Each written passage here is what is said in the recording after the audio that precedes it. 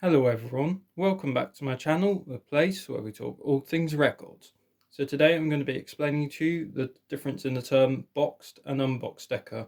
You may have heard this quite a bit on my channel and just generally in the vinyl community, as it's a very frequent term in the Rolling Stones sort of label and vinyl world, as it's quite a big difference really. So let's get started. I'll be using two sort of albums as examples today.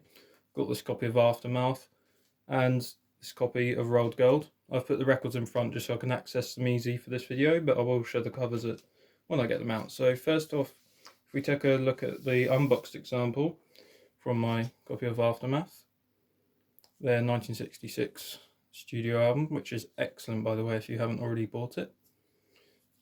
This example is the sort of earliest or earlier first pressing, in the Rolling Stones world. So a first pressing will have this label, even if say this one may not literally be a first pressing, but it's certainly earlier than sort of the later 60s, if you like. And this is the main thing to look at, is these letters here, the Decca word. So I'll take it out just to stop some of that reflection and show you guys. This one is in okay condition, but it's a good example. And also the groove is not as important, but the main thing is this wording here. So you see the letters are nice and bold, nothing around them, no sort of borders or anything. And now if we take a look at this rolled gold disc, or this rolled gold label rather, this is a sort of compilation album from 1975. A really good one to pick up as well if you haven't already listened to the Stones. I will remove this one from its sleeve as well, just so it's a lot easier to see.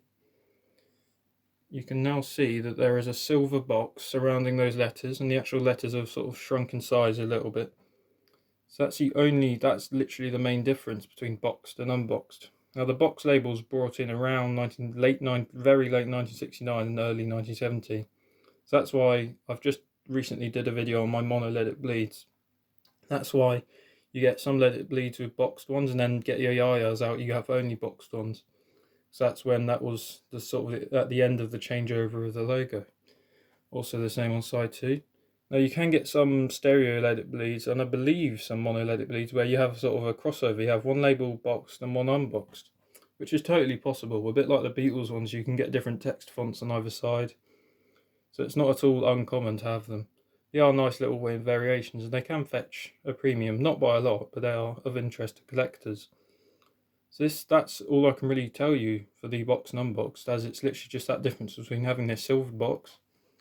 And if I grab the Aftermath, this single letters on its own wording, which I prefer the look of this design. I don't mind the boxed one, but I think this design looks a little better in a way. But these are the earlier